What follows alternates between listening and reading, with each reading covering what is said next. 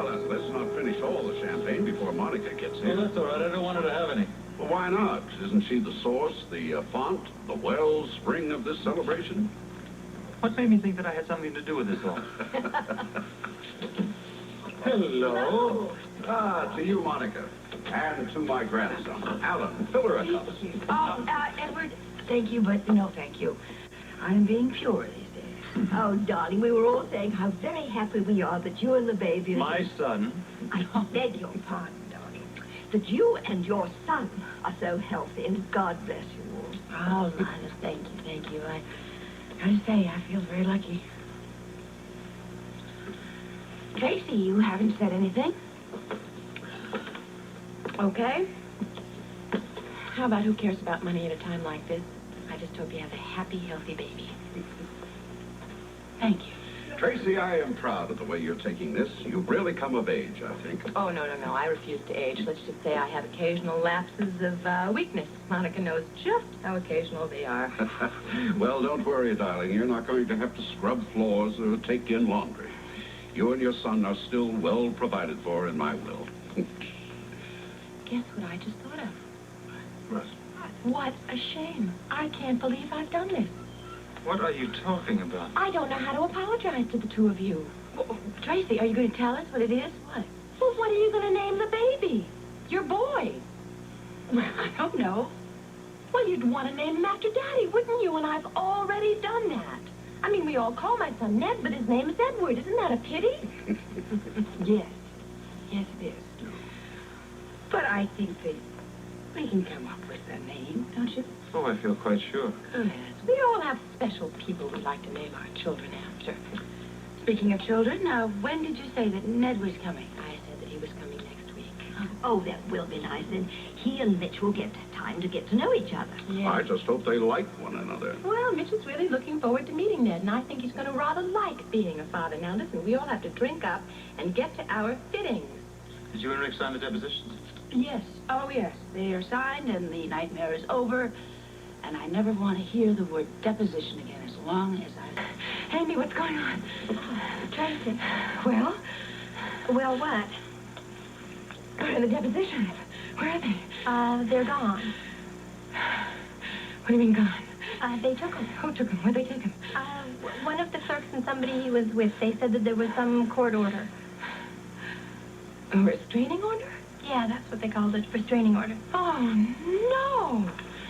And the depositions have already been sealed. When? Just a few minutes ago.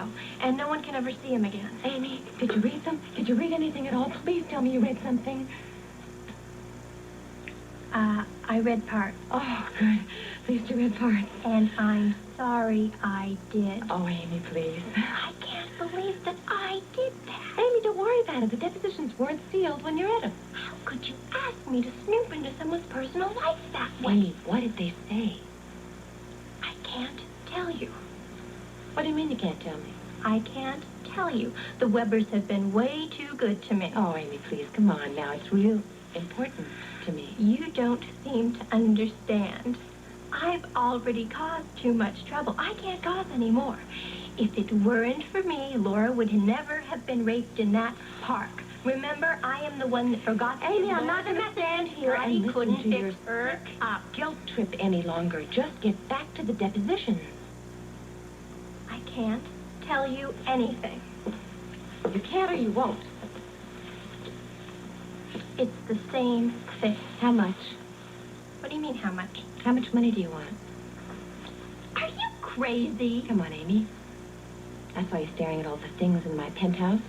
I saw the way you wanted all the things in my penthouse. How much money do you want for the information that's in those depositions? You are a terrible, terrible woman. Really? Well, you and I are woven of the same cloth. We know what we want, and we go after it, right? I am nothing like you. You're worse. I rattle before I strike. You pretend to be a sweet little angel. I am a good person. So am I. Especially when I'm treated like a friend. Amy, you don't want to make an enemy out of me. Because when I'm an enemy, I stop at nothing to strike back. I don't want to be your enemy. Please don't force me to be, okay? You don't scare me. What if I told your brother all the horrid things you'd said about his wife? What if I told you? He already knew. I don't believe you. Amy, just tell me what was in the depositions, okay? I'm not going to tell you anything. In fact, I'm never going to speak to you again as long as I live. I think you are a hateful, mean person. Your brother and his wife have been nothing but kind to me, and I'm not going to stand by and watch you hurt them. Which means that there must be something in those depositions that could hurt them. I didn't say that. You didn't have to. I think you are a dreadful, horrid woman, and I'm not going to stay here and listen to you.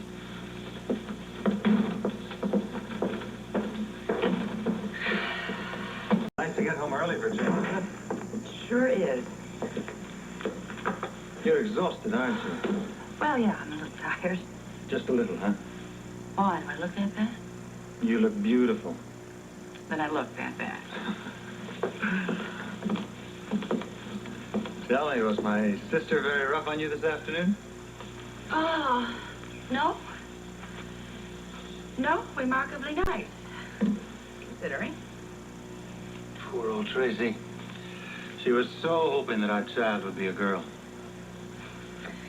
And you knew all along it was going to be a boy, didn't you? Strange, isn't it?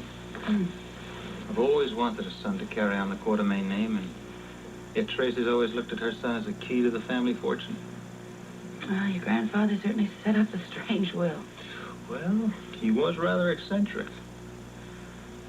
Tell me something. Mm-hmm. If it had turned out to be a girl, would you have been disappointed? Not if she looked like you, I wouldn't have. You tell me something. How are you going to feel with a copy of me running around the house? Well, I'll be thinking of his father every time I look at it. What a nice thing to say. Makes me want to celebrate. Oh, we had enough celebrating today. Absolutely not where my son is concerned. How do you feel about having some guests to dinner? What, tonight? Yes, just the family. I think that this afternoon was too short a celebration for such a momentous day. Well, if it's all right with Stella, I'm... Sure, all right. I've already taken the liberty of phoning her. I did. Just in case. Have you had too much of Tracy today? You think you could put up with her and Mitch and Mother and Dad? Well, Tracy lost a big round today. So I guess I can afford to be generous. Good. Fine. Because I do want to spend a little bit of time with Mitch. Poor man. I hope he knows what he's getting into, marrying Tracy, now that she's not going to get the trust fund. Personally, I think they deserve each other. Well, I'm going to have Stella phone them about tonight. Do you have any idea where she might be? No, I don't. Matter of fact, I've been wondering where she was all afternoon.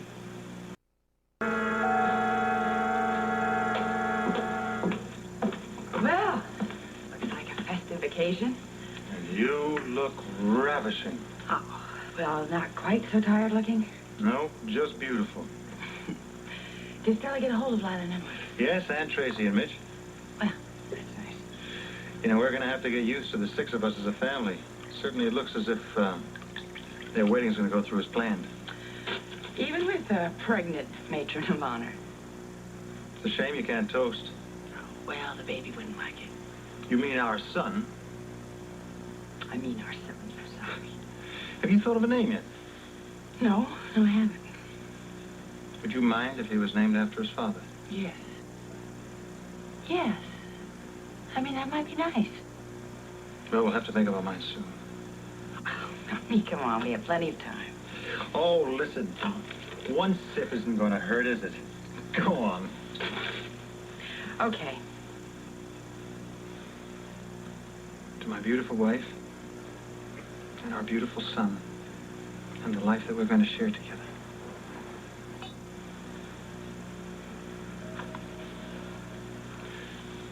Our future will be beautiful too, Monica.